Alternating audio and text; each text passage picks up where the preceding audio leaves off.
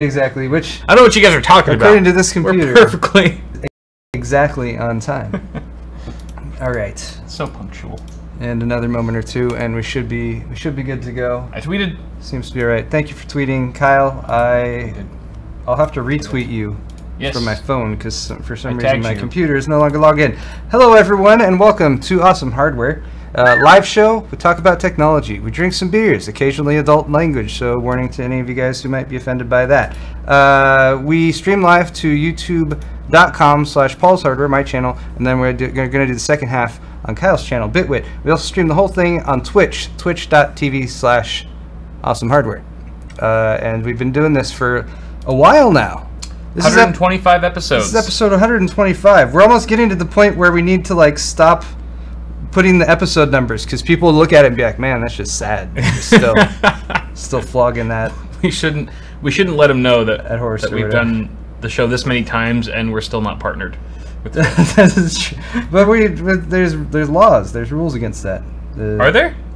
Well, because we dual stream. We stream to Twitch and YouTube. We probably could, if we wanted to make an effort, get Twitch to make an exception for us because we know people there. Maybe right. I'm not sure. Maybe Twitch is too big now. Maybe they're too big and they wouldn't do that for us. But I always thought it was because of that dildo incident. That dildo incident was kind of somewhat notorious. Twitch did get in contact with us about that, but they were pretty. But then we redeemed ourselves with the bottle popping incident.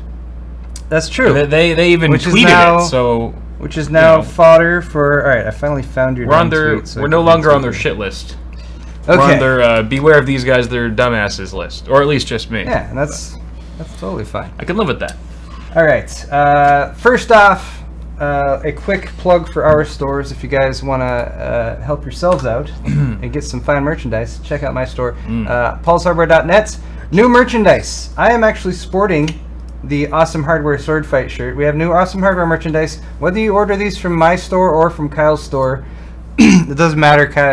There's going to be some math done, and Kyle and I are still going to be splitting it between us. I also have stainless steel bottle openers now, which are super high quality. I just recently got some, and they almost cut me. They're so sharp and refined. We also have some shirts that we've had designed by people who have said it, because we have a shirt design contest going on. This one's RGB Everyone by Mudsy. And so check that one out if you enjoy it. Anyway, also mugs, pint glasses. Kyle's store is bitwit.tech/store.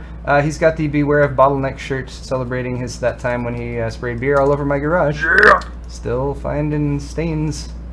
Still stains from Kyle's visit. Every shirt comes with an original beer stain. Yes. That's not true. We also have some ladies' shirts. You know, buy your significant other. I'm assuming this because most of our audience is male. We have some ladies out there too, if you guys want to buy shirts. But you know, if you're a dude and you want a lovely gift for your wife or girlfriend, or just some random girl or guy on the street, or a guy who likes the ladies' cut T-shirt, they're very slimming. Anyway, or anyone who identifies with Dragon Sprite. Yes. I have one quick announcement for my half, and that is just that my giveaway that was going on for the past couple weeks has ended. The winner was picked and was announced earlier today, and that was his name. I forget what his name was. Zek. His name was Zek. Zek? Not Zach. Zek. Good old Zek. He's from Wyoming.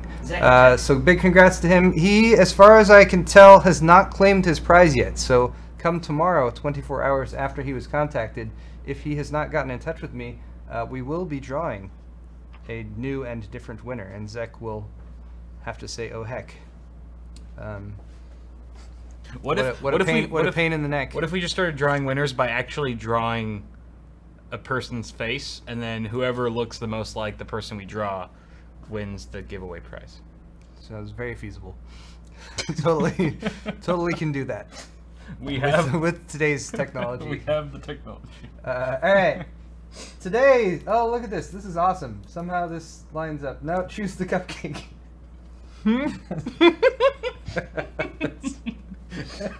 All right. I looked over because we started a little late today, so apologies to you guys for that. We were just I got here late and everything. I looked over here to do my first segment, which is insecurity, and I saw security listed. I was like, oh, the lower thirds, even though I didn't set them up, are there. But no, choose the cupcake. But this is actually now insecurity. I want cupcakes, damn it. I'm going to assume that Kyle was hacked. Damn it. I'm going to assume that Kyle was hacked, and I didn't even know it. That's what they did. They changed it to choose the cupcake. They're going to steal my files. So there's some big, crazy stuff going on with IT security stuff, information security, and we're actually starting off with maybe one that you might not have expected me to start off with, but I have the vaguest idea of what information security actually is, but I follow some people on Twitter who I think have a much better idea.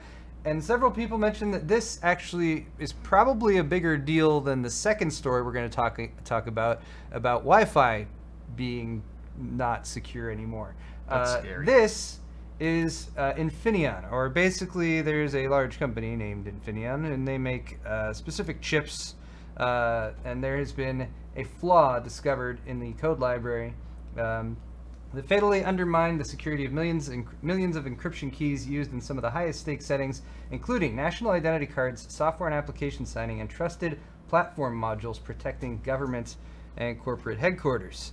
Thank you, Kyle, for your ongoing efforts to This is my last to make the sound as perfect as it can possibly be. my last attempt. All right, guys, that's it. I'm not touching the soundboard anymore. We So are experts. use your own volume knobs at home if you need to.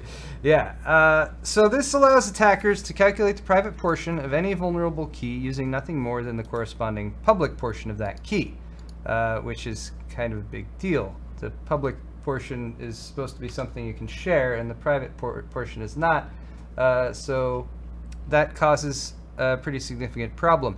The private key can then be used to decrypt sensitive data, sneak malicious code into digitally signed software, and bypass protections that prevent accessing or tampering with stolen PCs. So, for instance, you might have a very important government computer that's got very important sensitive information on it, and they have these protocols that are in place for implementing information security. They have actual standards, and that's one of the big issues with this. One of the frightening things is that there's two major internationally recognized security certification standards that this breaks, basically. The flaw itself is 5 years old, but it was only recently discovered. It is located in code that complies with two internationally recognized security certification standards that are binding on many governments, contractors, and global companies. This flaw was discovered by Slovak and Czech researchers from the Masaryk University in the Czech Republic, Enigma Bridge in Cambridge, UK, and Ca' Foscari University in Italy. And I apologize for my horrible pronunciation of any of those words I just said. The code library was developed by German chipmaker Infineon and has been generating weak keys since 2012 at the latest. Might have been implemented earlier than that by certain institutions or governments. The library runs on hardware Infineon sells in a wide range of to a wide range of manufacturers using Infineon smart chips and TPMs, trusted platform modules. If you have no idea what I'm talking about, but you watch standard tech videos on PC hardware and stuff, the closest you might have gotten to this is when we're going over motherboards, and there's a TPM header. And for most home users, you're like, there's a TPM header. You don't need to care about that. But a trusted platform module is an actual physical piece of hardware that plugs into that basically makes the machine accessible and has valid keys to work with specific software and that kind of thing. So it's like a VROC dongle. Yes, they are in the same family. They are in the same family. That is correct. So this has some major and far-reaching implications, largely due to the fact that whereas the Wi-Fi thing affects a large number of people, this is affecting some very important people in some very secure environments that weren't intended to have a vulnerability of this sort. Fortunately, the people who discovered this aren't necessarily your black hats or hackers or anything. They're actually, you know, I had their names up here, but I probably would have horribly mispronounced them anyway, so it's probably good that I apparently didn't copy them. But the people who did research this, I mentioned the universities that they come from. They've put together a research paper. It's titled "The Return of Coppersmith's Attack: Practical Factorization of Widely Used RSA Moduli." Moduli? Moduli. That's plural of modules. Will be presented. Kyle, move your thing. It will be presented on November 2nd at the ACM Conference on Computer and Communication Security.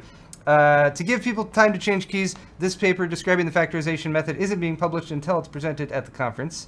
And then I have a secondary article here. All these articles are linked in the description, by the way. First one was from ARS Technica by Dan Gooden. This one is from Bleeping Computer by Catalin Simpanu.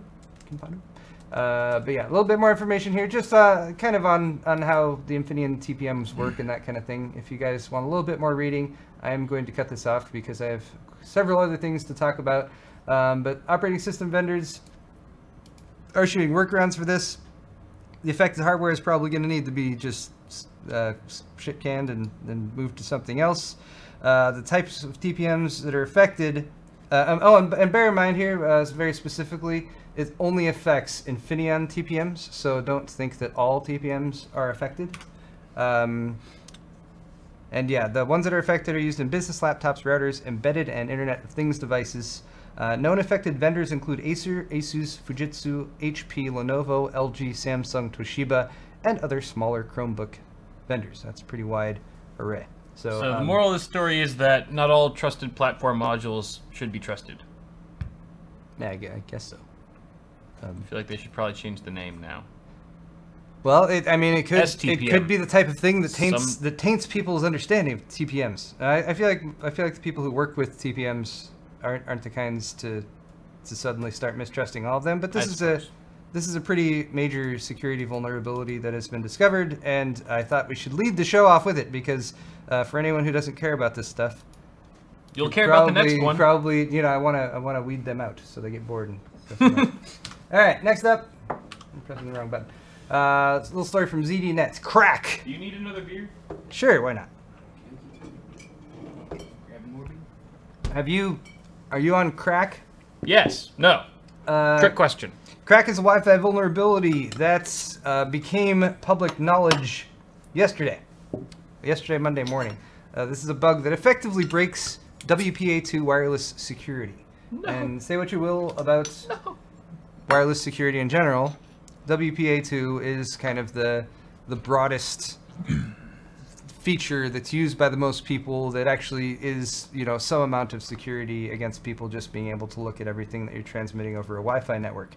However, WPA2 has now been cracked by KRACK. Capital K, capital R, capital A, capital C, capital K, which stands for Key Reinstallation Attack.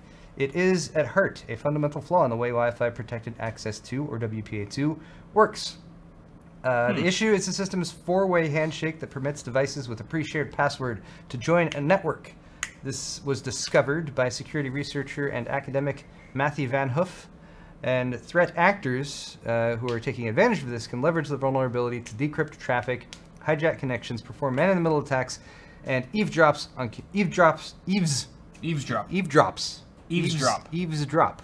like attorneys general. Eavesdrop on communication sent from a WPA2-enabled device. U.S. CERT, which is the United States Computer Emergency Readiness Team, has known of this bug for some months, but they informed vendors ahead of the public because now you're probably going to have a bunch of,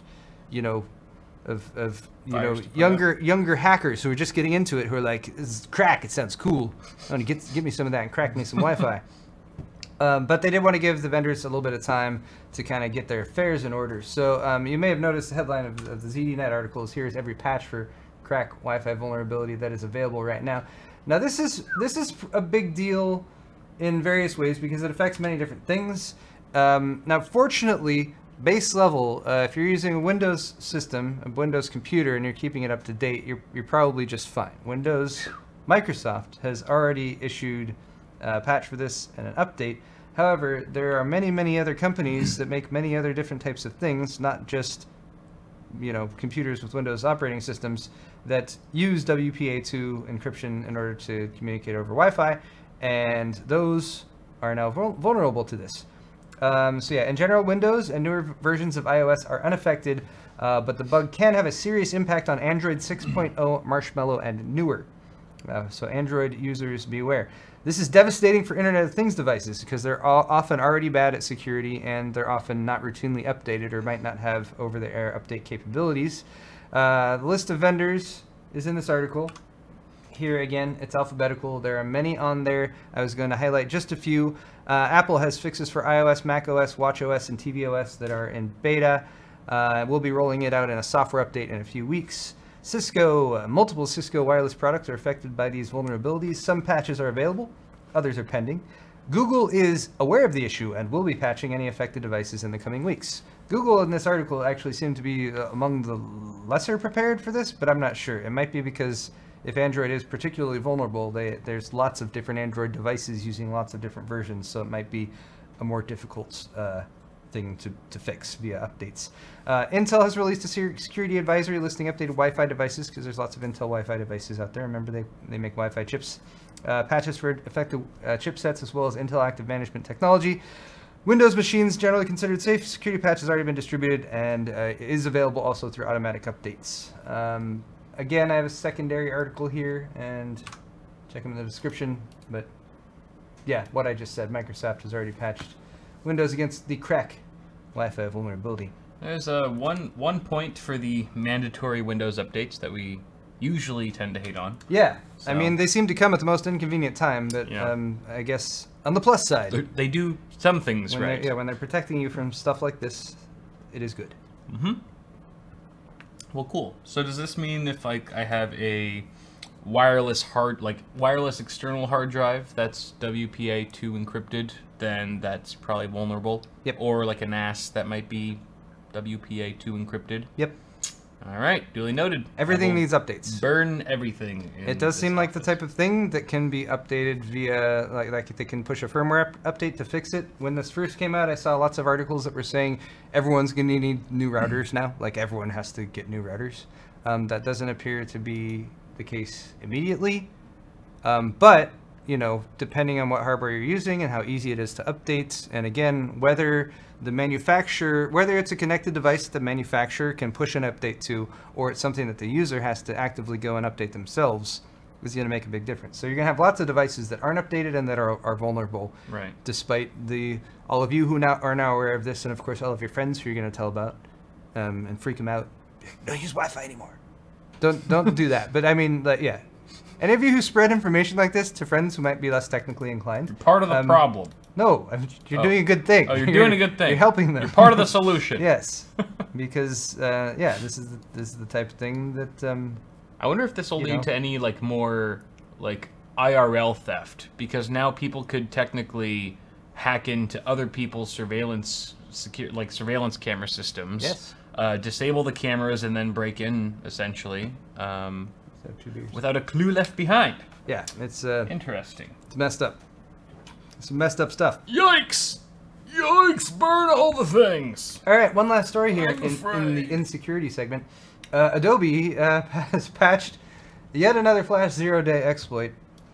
I feel like I've said all of this before. Adobe Flash.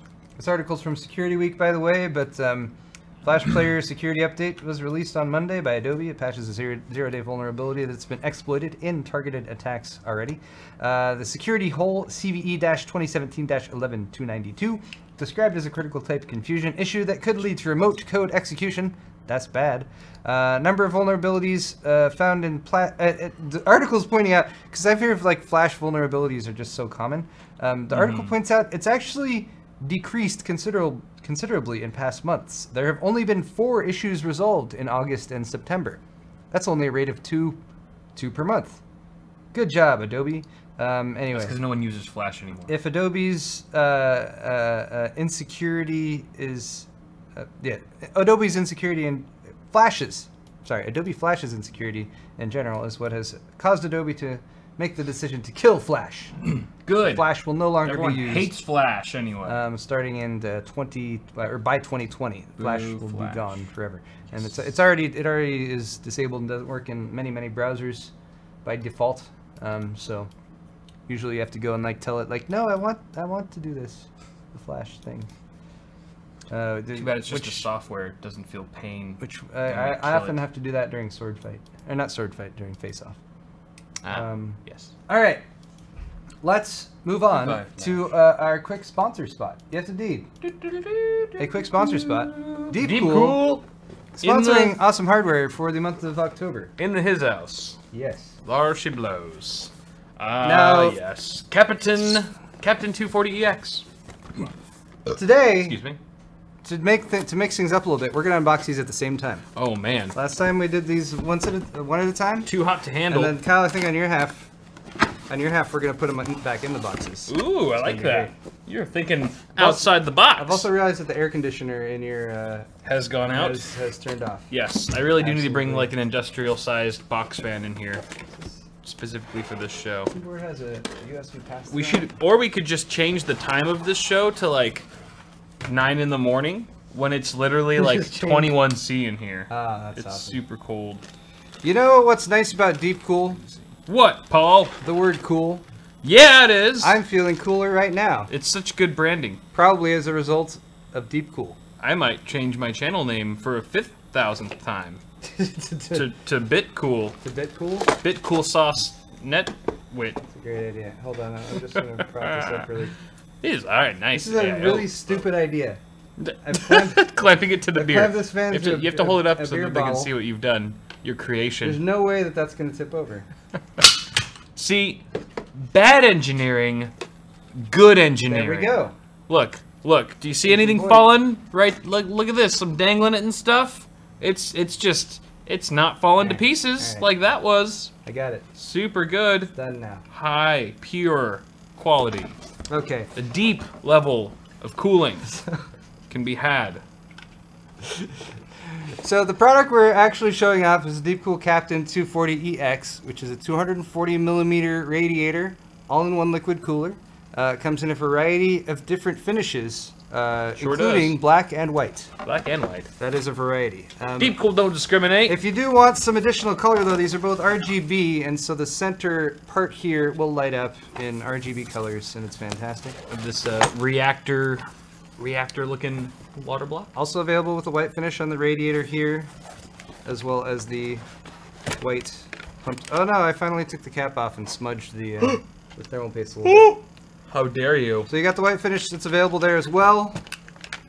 And it comes with LED strips. And you get LED strips in the box. Comes with 50/50 RGB LED strips that do include the power connectors boxes. and extensions. There's a controller attached to it as well, which is nice. So you can control it either just with the cable itself, the little controller that's built in, or of course connect it to your motherboard and control it through software like Asus Aura Sync. Phone. Or Mystic Light from MSI, etc. RGB Fusion from Gigabyte. What is this? Oh, this is just, this looks like a fan hub. 4-pin PWM fan hub. Yes, that's so you Nice. can, if you go push-pull on the fans, you can connect them all up. Pretty sweet. Pardon me. And mounting accessories. All right. Beautiful. I really quickly wanted to show the actual light uppiness. Light you guys uppiness. The light uppiness. All right. There it is, the Captain 240EX.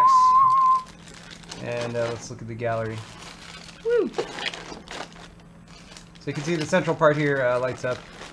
Showing red there, but different colors are available. Oh, video, that's what we want. Video. Boom! Oh no.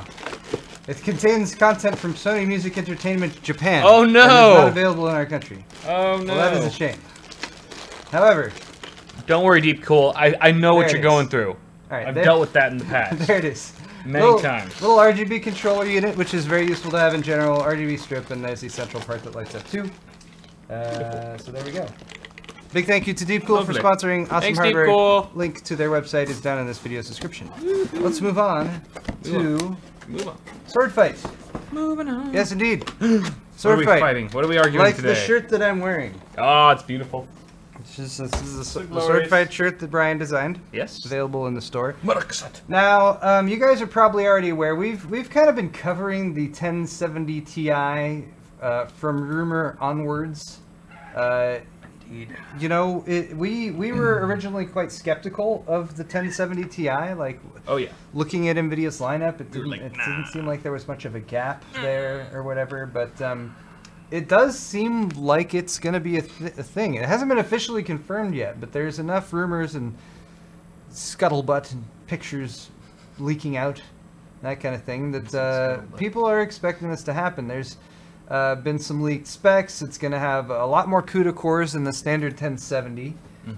2,432, and that's only one. What do they call them now? SMX SM unit. Yeah, whatever the SM unit. I think it's one. I think it's one grouping of CUDA cores less than the 1080. But the latest rumor is that it won't be able to overclock. It's going to be locked. The frequencies of like the G, you know, it'll probably do boost up to a certain point, but then it'll cut off. This article from PCGamesN.com is saying no, NVIDIA isn't going to do that, and there's a little bit of explanation as to why they think that is the case. They think it's mainly stuff that's being told manufacturers that is being misinterpreted, but never mind all that. Let's assume that it is true. The fuck NVIDIA. Yeah. No.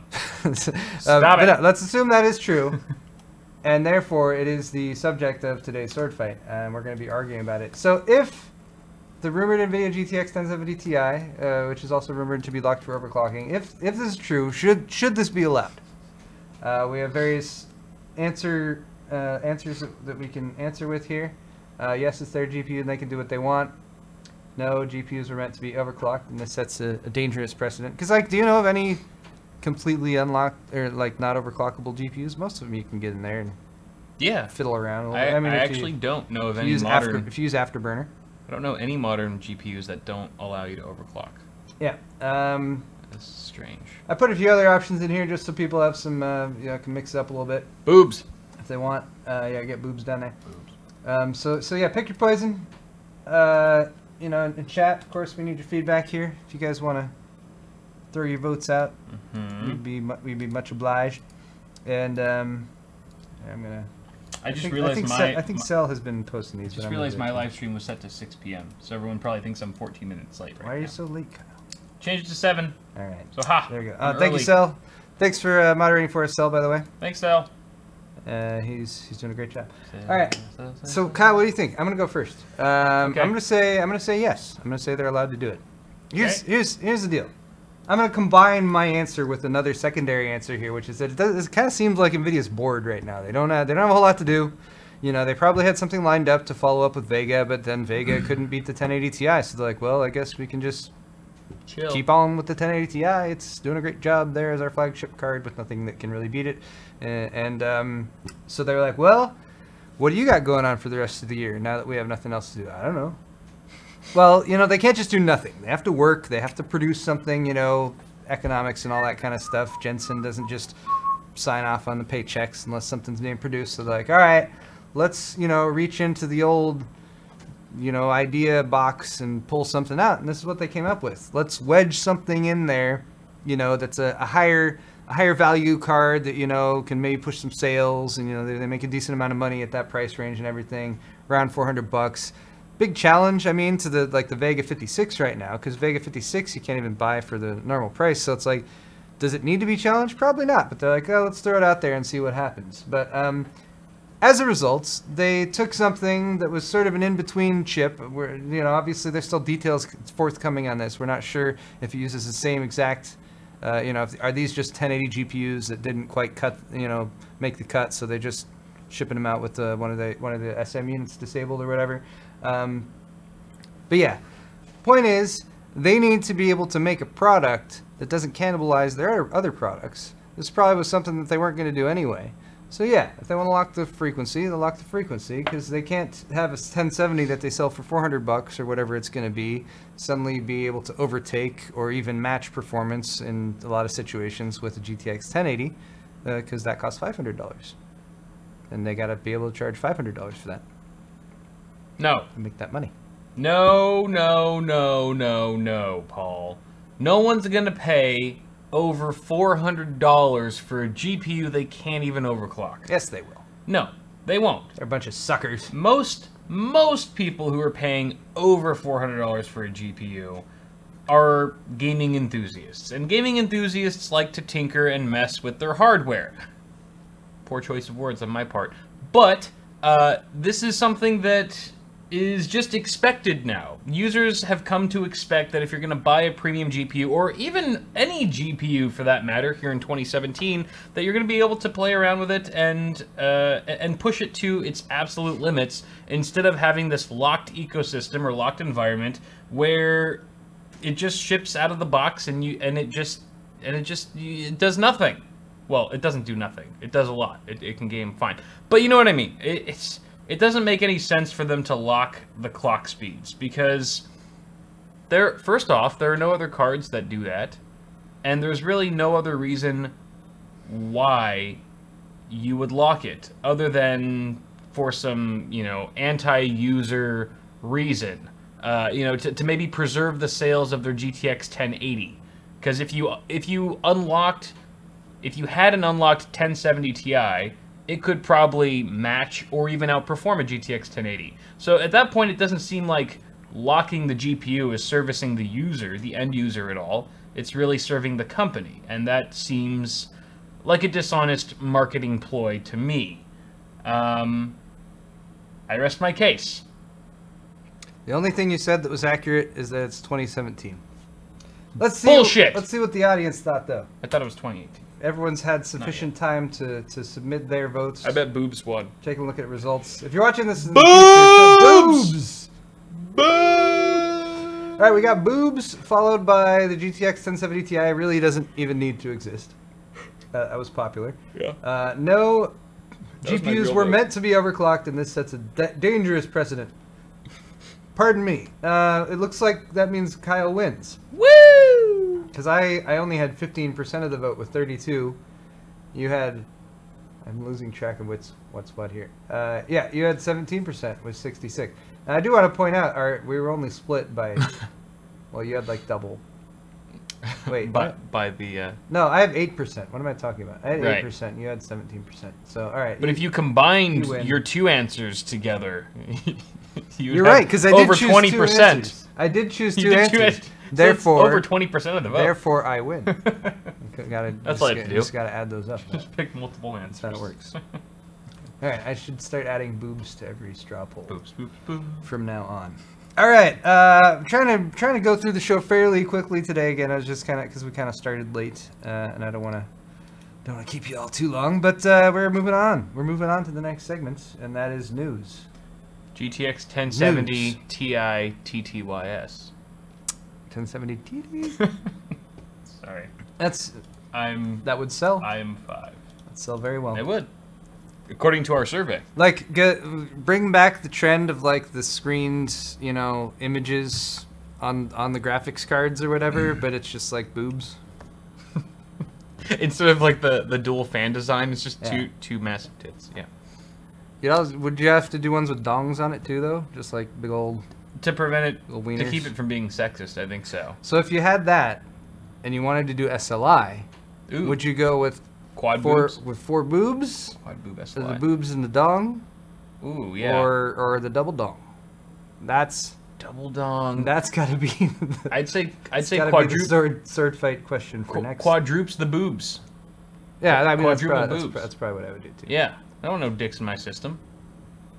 But it's a symbol of power and masculinity. I mean, I have a question for you, Paul. Are you a boob guy or are you a dick guy?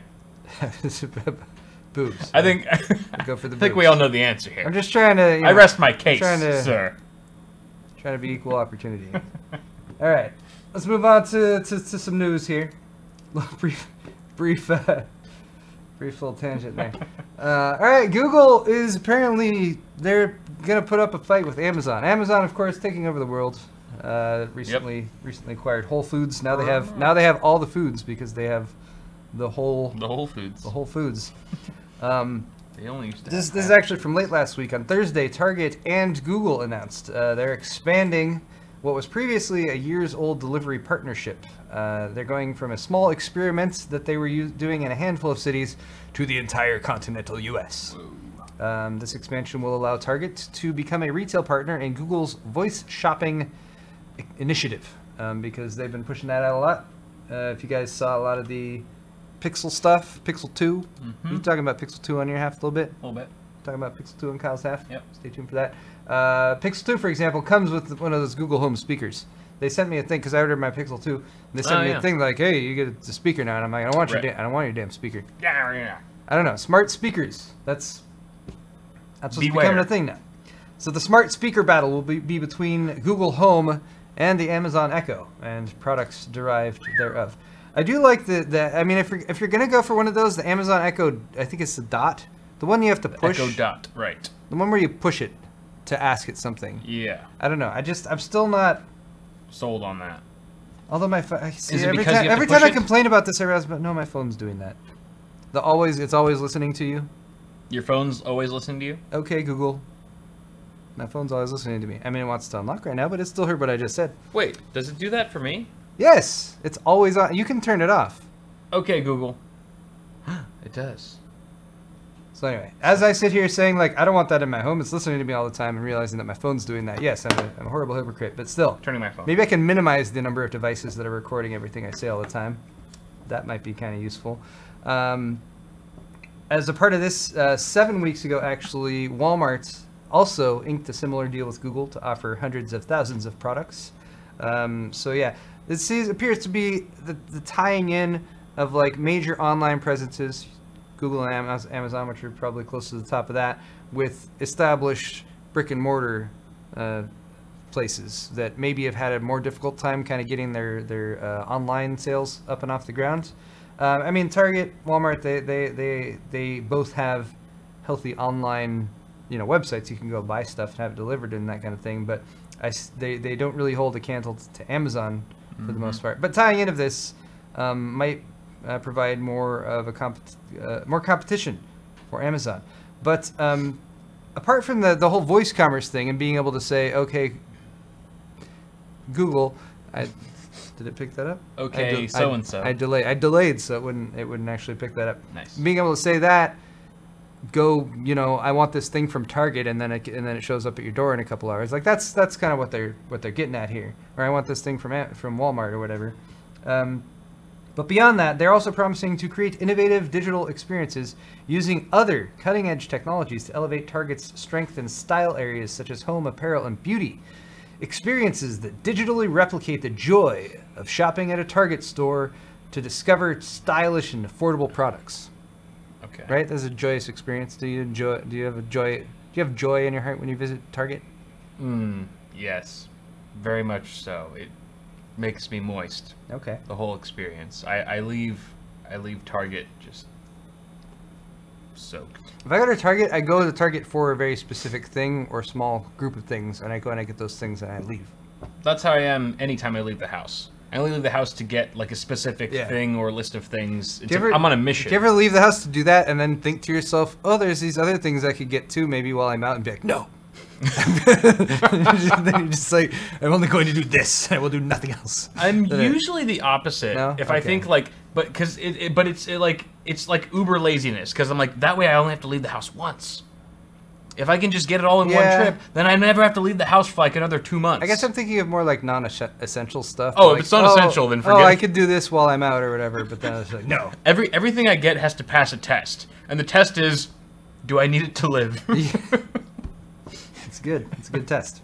Yes. So yeah, clearly this is pointing towards augmented reality shopping, which would be you go to a shopping place like your Walmart, your Target, and maybe you've got some AR glasses on or something like that. And as you're going around, probably little characters that pop up and like, hello, like all that kind of stuff. Have a cigarette.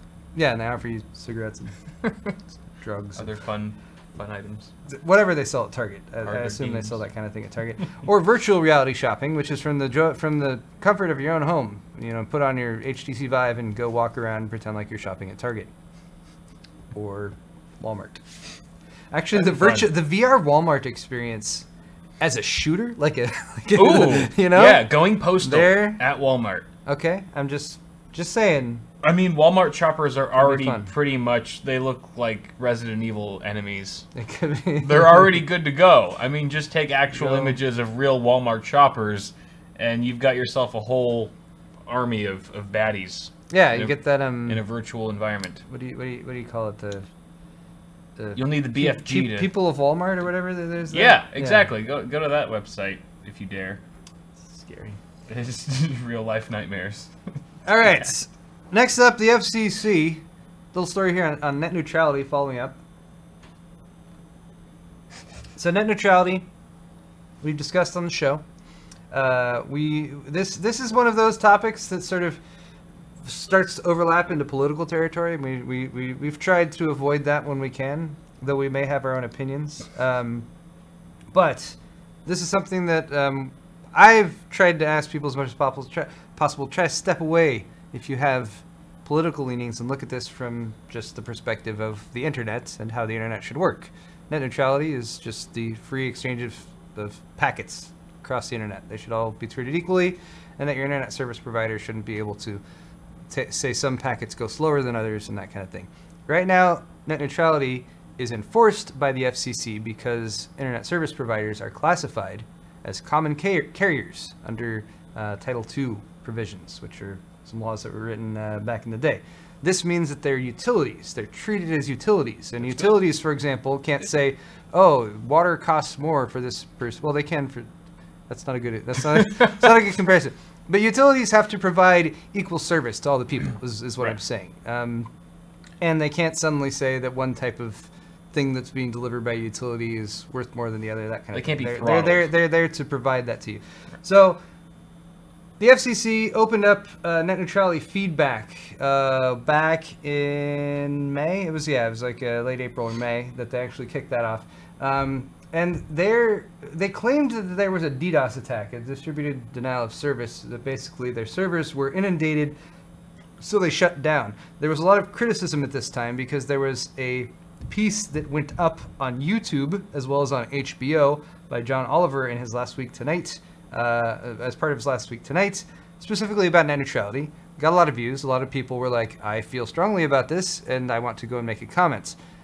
The site went down, and a lot of people were like, that seems like kind of suspicious timing. Right. But suddenly that goes down right at a time when lots of people are going in, posting pro-net neutrality comments spurred on by this thing. So over time, this was months ago again, this is towards the beginning of this year, there have been many attempts to get the FCC to provide more information about those DDoS attacks and like what exactly happened. Right. Records, basically. Yeah. Show us the hits you're getting. Right. You know, show us some evidence that this actually occurred. Yeah. They have not given anybody anything. They've that tiniest little trickle of information that they've given when requests have come in. So taking it to the next, taking it to the next step, Senator Brian Schatz, who's a Democrat from Hawaii, and Representative Frank Pallone, so a senator and a rep who's a Democrat from New Jersey, requested the investigation into this back in August by the U.S. Government Accountability Office, GAO. GAO recently confirmed it's been accepted. They're looking for evidence that the attacks actually happened. They just want to say, show us the evidence. Was this because there should be evidence of this. But from surface level, was this obviously not just the site going down from the influx of traffic? Like, was it? It depends on your perspective. There are two sides to this argument. Yeah. I would argue that most normal people are on the side of net neutrality is good, and most people who are against net neutrality are very large companies who can make a lot of money if net neutrality isn't around, and those companies and the propaganda that they've put together to try to convince people otherwise.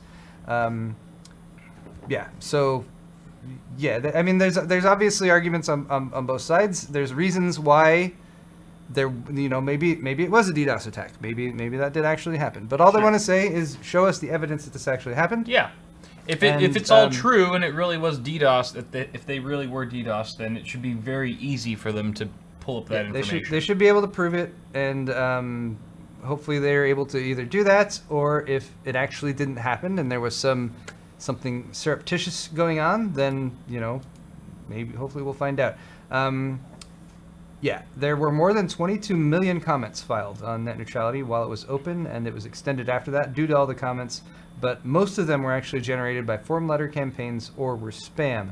Since all these are open to the public, all the comments, a lot of people have gone in and basically gone through and parsed them, and a lot of them are form letters, but a form letter could be a bot going in and submitting it. What's a form letter? It's the same text. Oh. It's like all of these submissions have the exact same text that was written. Right. So yeah, form letter. Gotcha. So, but that could also be people copying and pasting stuff, because some people are like, oh, I feel this, I want to go and submit a comment about net neutrality, but I don't know how to present myself. Like, exactly. all right, well, here's the, the kind of the proper terminology to use and that kind of thing. Sure. So,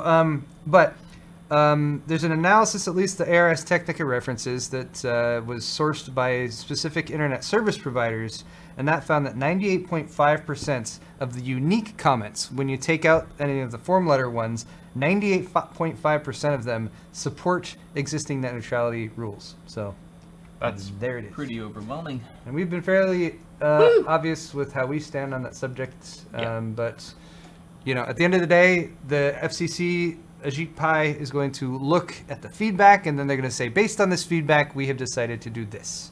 And it's not really something that people go and vote on or that kind of thing. It's going to be their decision. How people respond to what they decide to do is going to be significant. And it's also going to be significant if really 98% of people say we want net neutrality to be protected, and they still change it, then that's a big deal. Actual fuck. People will hopefully be pissed off. But there will be riots in the streets. Yeah, but again, there's no limit of things to be pissed off about these days. So let's move on and get back to tech. HP Envy, the HP Envy X360. Even more specifically, the HP Envy X360 15-BQ101NA is officially the first notebook with a Zen APU. What? We've been interested in Zen APUs. The official integration of Zen architecture, as has been featured in Ryzen CPUs and Threadripper CPUs, actually integrated with Vega GPU architecture. The one being used in this specific notebook by HP is the Ryzen 5 2500U. It's a quad core with a 2 GHz base frequency, up to 3 GHz burst frequency. I noticed they're calling that burst frequency, not boost clock. Or to me, that says burst frequency for brief periods of time. If you're doing it for too long, then it's going to generate too much heat. So, but still, I'll be interested to see how that actually performs. The Envy X360 also has a single stick of 8 gig DDR4 2400 RAM, 256 gig NVMe SSD, and a full HD touch-enabled display. The graphics chip that is integrated, the graphics chip has been confirmed to be integrated as part of the APU. HP has confirmed that it features Vega Mobile, so they are making a Vega Mobile, possibly Vega 8 series or Vega 10 series, according to the article. And the power consumption of this full system should not exceed 45 watts. So that's, I guess you could maybe assume then that there might be an APU in this series that has a 45 watt TDP or less, if that's the entire system. We're also not totally sure at this point if there's going to be, if there's going to be desktop APUs that slot into AM4 that are kind of akin to the ones that are actually, BGA made for mobile, or if there's going to be crossovers in those lineups, or if they're going to make a completely separate lineup for the desktop APUs. We shall see. But we know they are making desktop APUs because ever since Ryzen 7 first launched back at the beginning of towards the beginning of this year, they've had AM4 motherboards with video outs on them. So yeah, finally get to use the AM4 video outs. Noctua. They're still virgins. Noctua is recognizing that people don't like the color of their existing fans. You don't say! The color of their existing fans, which I have dubbed as dried blood and putty, is what I call it. Ooh. That's the least appetizing description for the least appetizing color. But fortunately, Noctua is now expanding their lineup with Chromax fans. Chromax. That's a heatsink. Not just fans, but also cables and covers for some of their heatsinks. This is all lies. Oh, okay. So this is a Tom's Hardware article that has a few pictures and whatnot. Pop-up video. Damn you, pop-up video. There's also this little guy, which is... But they already have black fans. This is a Noctua already has black fans, though. They do, the industrial series, but these are fancier. Fancier? So these are more high-end? They're the Chromax line. They're basically reproductions of their NFF12 and their popular fans in this color. but also with color accents and swappable corner pieces and that kind of thing. Okay, so they're hopping on the trendy bandwagon. They are. Deep. They have these little 30 centimeter color matched extension and Y cables, so you get some color accent in your Y cables. These little guys that pop on, they're aluminum. They're available in black and whites. They're made so that you, of course, could just use them in black and white, or you could paint them. Probably the white would be easier to paint than black, I would guess, depending on what color you're going for. And then they have a variety of inserts. So this one has a red insert that you can see right there. This is just an example of their fans. 120 millimeter and 140 millimeter sizes, 12 volt A series PWM fans.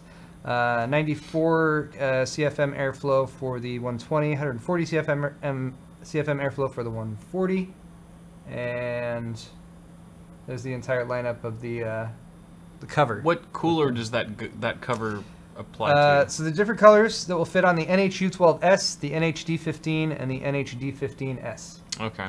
So three of their most popular. The fans are the black swap fans. They come with swappable anti-vibration pads available in red, blue, green, yellow, white, and black.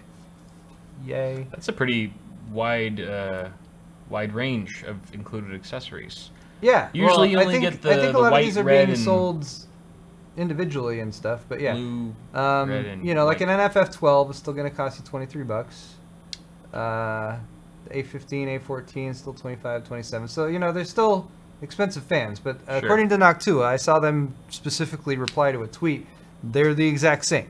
They don't function any less different or anything like that. Right. Even according to the article, and actually there's a Noctua page on this too.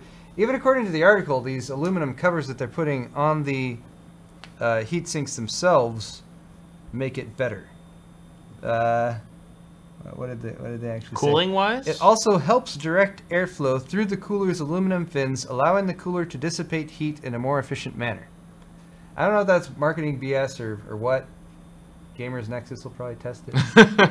I'm not exactly sure how that works. I don't know. Yeah, I mean, it's just, I don't know. It just contains the air path more so. It's like you don't have the through gaps heatsink. on the sides of the aluminum fins. So Right. It's like it probably doesn't make much of a guess. difference, but I don't know. But whatever. But cool. Marketing. Noctua hashtag fans now available with color matchy color. So this is really just an aesthetic or a cosmetic update to Yes. existing fans. Yes, existing fans. Gotcha. But I mean, since That's Noctua good. has some of the most well-respected and functional fans, It's nice that they look good nice, now too. Nice that they can do that too. Cool. All right. Speaking of fans, Corsair has also announced fans. Who cares? Yes. Who cares about those crappy Noctua fans with their solid colors? They still lack that can't RGB. change? Corsair has announced their LL Woo! series RGB LED fans. Oh yeah, these actually look really Yeah. nice. They actually do look. I was really gonna nice. buy 12 of these yesterday, Really? but then the total came out to be like $500 What? for 12 fans. Yes. Were you But, getting like, the combo? I was getting the combo, so 3 of the 120 millimeter fans that come in a pack with the Lighting Node Pro Yeah. is like $120. A 3-fan pack is $120. 3 fan pack with the Lighting Node Pro is like Jesus. 110, 120 20 bucks. Is So that- I added in like two of those because I needed, you know, I've got like a shit ton of radiators in the N2 Elite build that I'm planning, plus the 140s I saw on Newegg came in packs of 2 That looks pretty. for sweet. like 60 to 65 bucks or something. Yeah, but look how they look. They look so good. That's why I was like, add to cart, and I was about to check it, like, pump the brakes, Kyle. Pump the brakes. You were not about to spend $500 on fans. And Corsair probably won't give me any because I'm building in a Holy Fantex case. crap. Right? $120. I wasn't for shitting you, a man. 3-fan pack. They're expensive. They look nice, but they're Wow. pricey. Wow, Corsair. All And right. the 140s. Yeah, the I 140. thought they No, had oh my a- god. So 140 for a single. That one right there, $40 for one. $30, jeez, for a single pack. I want to show their video though, because who cares what they look like? Just look at the Yeah, video. all that Just shit. look how pretty they are. Yeah, so these fans have 2 sets of LEDs. They've got a ring around the outside and a ring around the inside. 12 RGB LED loop on the outer edge, 4 RGB LEDs in the center plug or whatever. So as Yeah. you can see them demonstrating here, a bunch of cool effects of the LEDs chasing around one way or the other, and it's tied in with the link system and all that stuff. Yeah, with the Lighting Node Pro that's included, which does Lighting Node Pro come even if you buy a single fan? Is that why the single fans are $40? No, I don't think so. Because that's the Lighting Node Pro right there. Right. Just that little unit that you plug into, and then a USB connection to the motherboard. Use Corsair link and stuff. No, I think just a single fan comes with just the fan for $40. It's pretty crazy. So yeah, oh look, fan stop mode capable as well. That's useful. But yeah, available like Hal said, 3x120mm kit if you spend $120. It's just insane. 2x140 or individually. PWM fans 60 to 1300 or 1500 RPM depending on the model that you get, and some pretty cool color effects. It's sad because they look so nice. Yeah. They look really good. I can't justify spending that much on fans. Yeah, it's too bad that much. Hopefully, maybe we'll get a sale on Black Friday or something like that. Yeah, usually, nice I mean, brand new stuff, they usually start high, and they usually work in a bit of pricing wiggle room so they can make sales in the future, but yeah, we shall see. All right, let us move on and finish off, actually, my half of the show with some donation comments. Thanks to all you guys who have donated via the YouTube donation button. El Jefe Reviews, $5. Let's get down to brass tacks. What are your guys' favorite cartoons or anime from 80s or 90s? Important 80s questions. Or 90s? Teenage Mutant Ninja Turtles. Oh, that was a good one. I love Teenage Mutant Ninja Turtles. Yeah, that's me. Jeez. Favorite cartoon or anime? I watched a lot of Dragon Ball Z growing up. Gundam Wing. Toonami. Anything pretty much on Toonami. Except after, like, Gundam Wing, it would go Dragon Ball Z, Toonami, or Gundam Wing, or it would go Dragon Ball Z, Gundam Wing, and then I think, like, right after that was Sailor Moon, and that's when I turned it off. Wow. It's crazy that the influx of like anime and stuff like that since I was a kid, because like yeah, it wasn't really around when I was younger. When I was growing up, we had Disney Afternoon was the afternoon cartoons that we never come heard on. of it.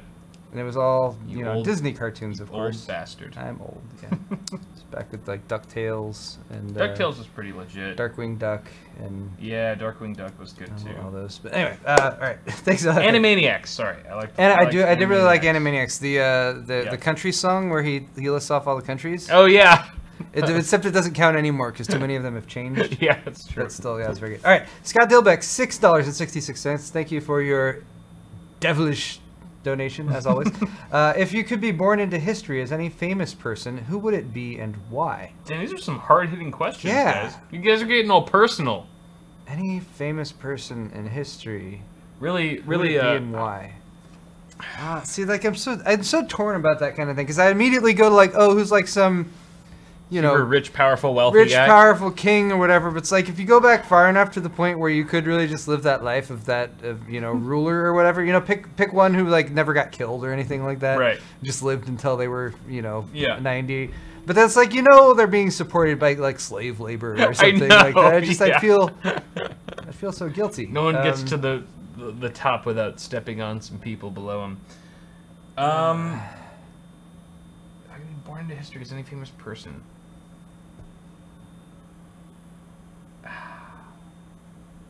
I just can't. Man, all right. it's such a hard question. This is just spitballing, so I can't say, you know, I've done a lot of comparison, but something like Lewis and Clark. I don't know. I feel like going back to a time when like frontier, like unexplored areas. I know that's still a thing now, but back when there was a lot less of that going on. Just to be someone who like experienced going somewhere where. See, and even that's Eurocentric because, you know, that's only when white people, they were already Indians there, right? All right. As you were mouthing Lewis and Clark. Louis C.K.? I mouthed Louis C.K. like at the same time. Really? At the exact same time. I was like, Louis and I was like, oh my god, he picked the same thing I did. But then you said Lewis and Clark. No. But it would be cool to be someone that I actually like watch and respect and enjoy the content that they make. Marco Polo. Marco Polo? Yeah. Right? I would love to meet the guy who invented the famous pool game that I played in my childhood. Just to shake his hand and be like, you've done great things for our nation. Alright. Fred Rants, $50 friggin'. Thank you, Fred. Tomorrow's my 57th birthday. Thank you. Hey! Cheers, cheers, cheers. And happy birthday, Fred. Happy B-Day, brah. Since I normally pick on Kyle, it's Paul's turn. So for my B-Day and $100, have Kyle spray whipped cream all over Paul's face. I'm down. I can do that. Wifey sauce as a can, giving you the week off this week, Kyle. Another 50 once done. So like 50 now, 50 later. Okay. All right. Can we say? We don't have any whipped cream though. Can we save it for Kyle's half? Do we have whipped cream? He said wifey sauce has a can of whipped cream. What? I don't know if she's been.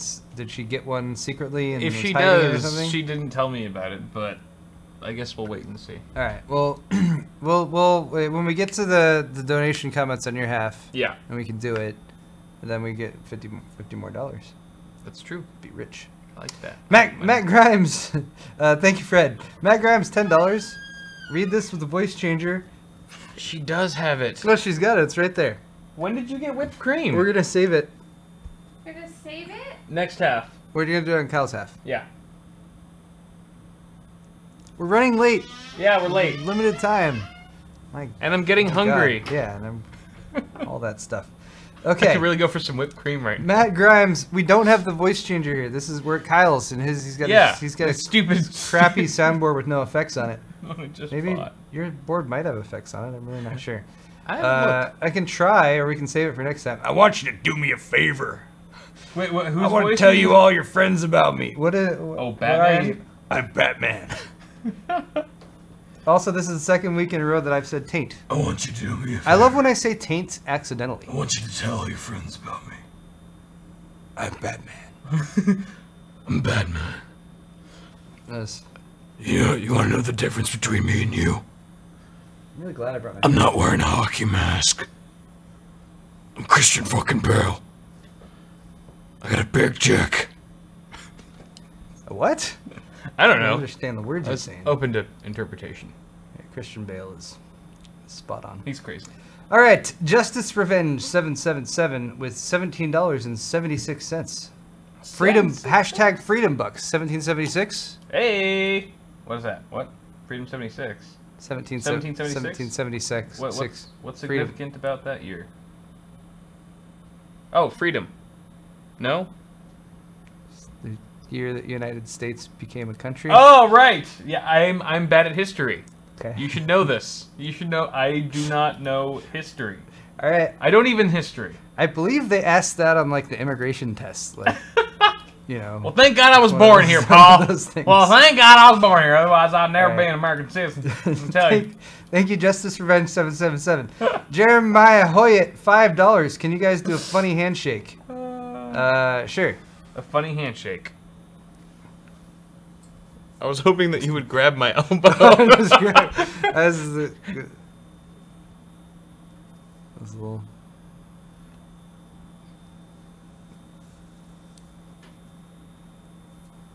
Welcome to our planet. All right, This is how we this mate. It's getting awkward. That was actually my secret. I wanted to mate do like shake. the classic, you know, Oh, the like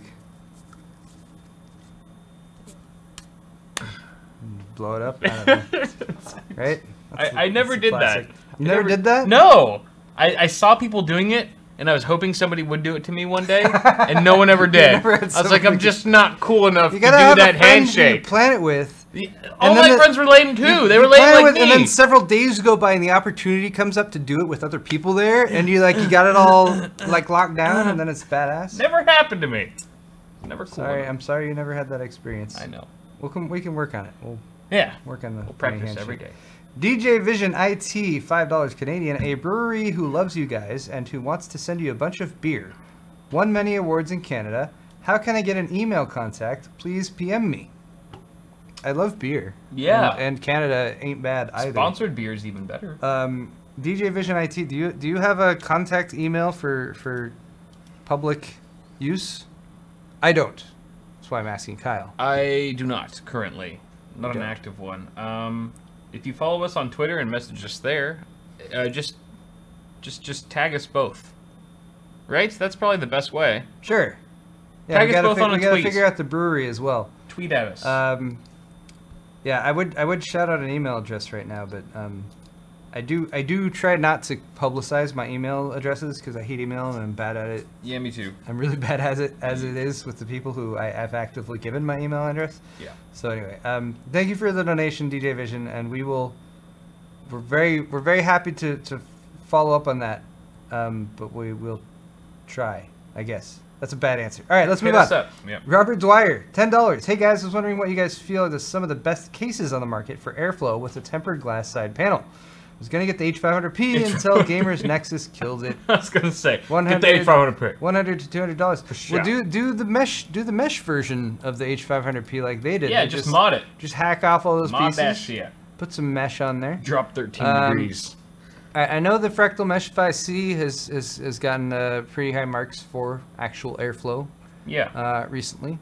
Yeah. So that's a pretty solid one. Full mesh. I feel like a lot of modern cases with just a full mesh front, if you're looking for high airflow, tend to be pretty solid and drop the degrees. I mean, typically the trade-off between those is like, you know, you put something flat and solid there, it's going to block some of the sound. It's going to be quieter. Yeah. Might look nicer Make too. mesh, you're going to get more sound, but you're going to have better airflow. So yeah, mesh front cases are a pretty good option.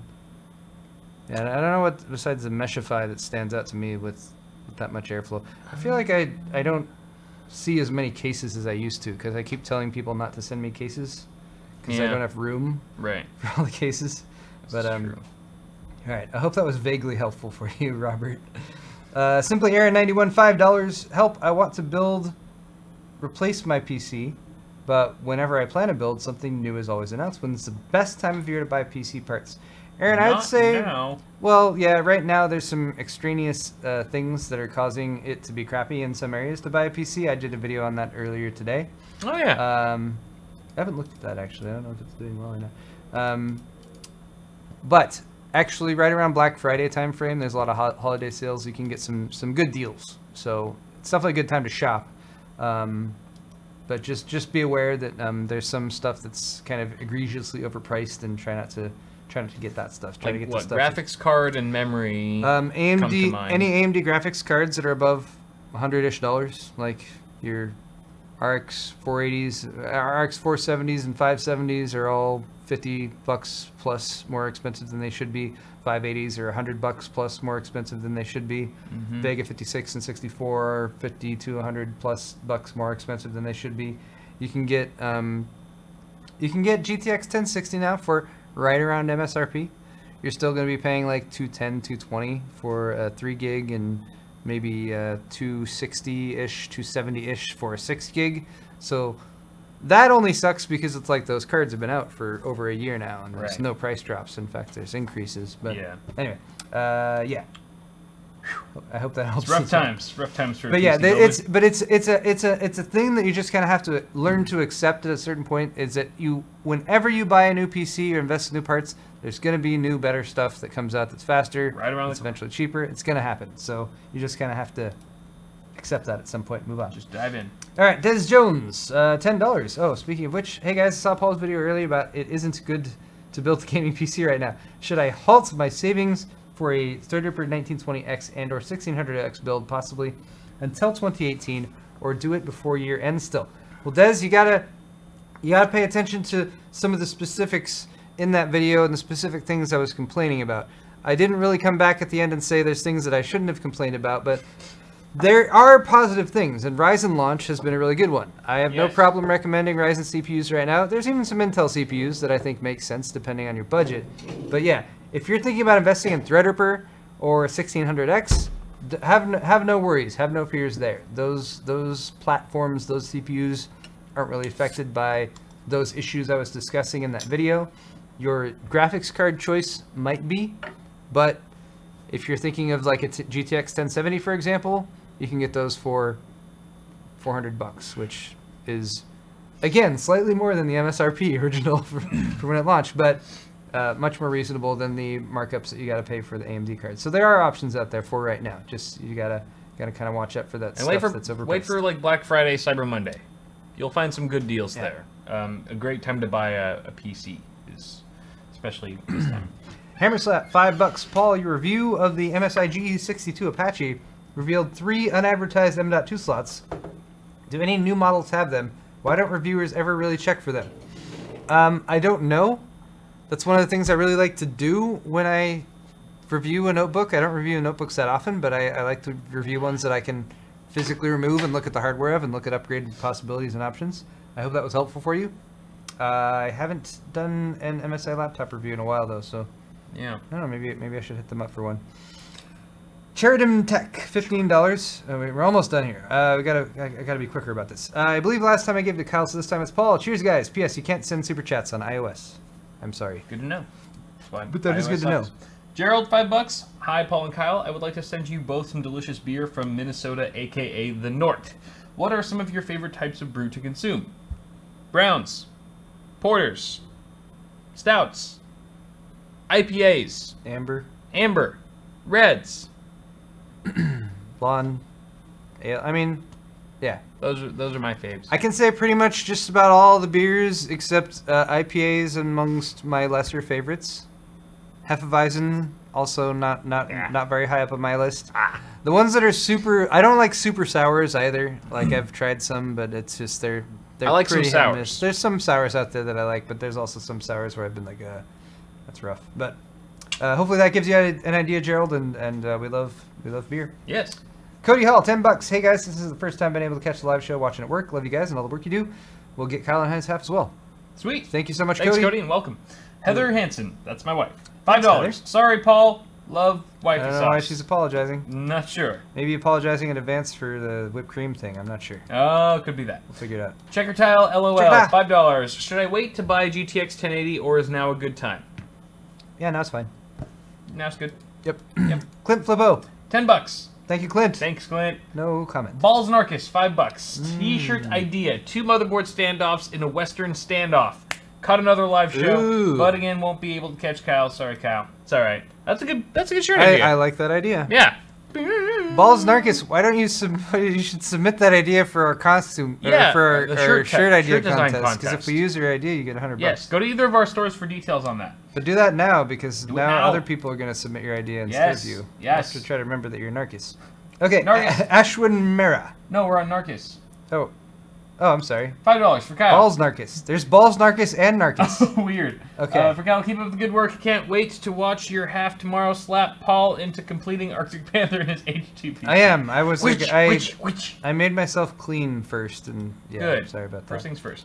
Thank you very Ashwin Mera, $10. Built my first PC this past weekend, all thanks to you two, and while watching Kyle's tutorial video. Well, that's good. Forever grateful, and definitely submitting for next week's Pimp My PC. Nice. Ashwin, where you look forward to seeing your build. Thanks, dude.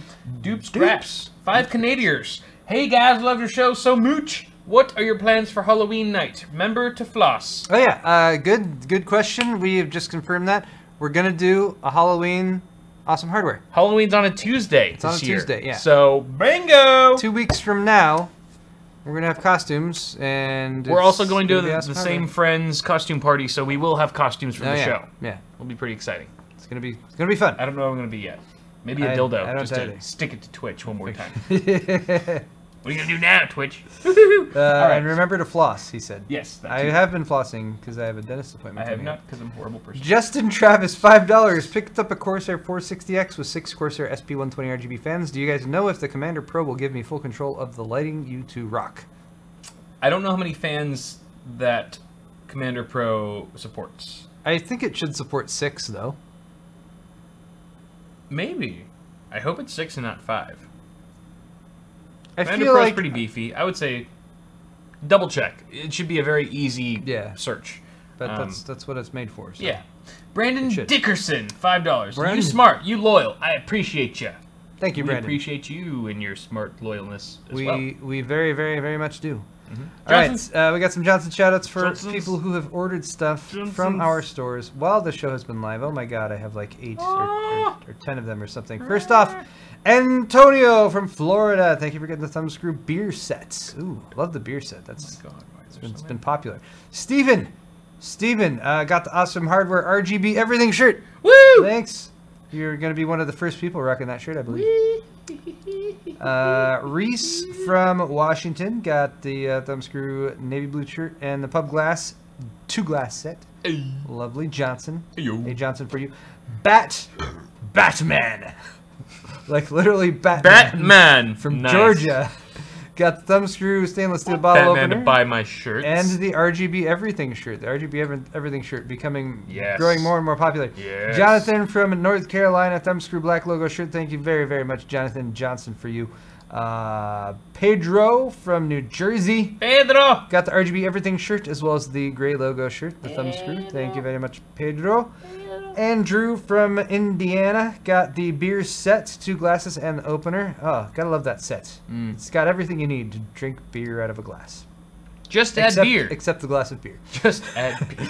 Nathan. That should be the subtext. Nathan. Just add beer.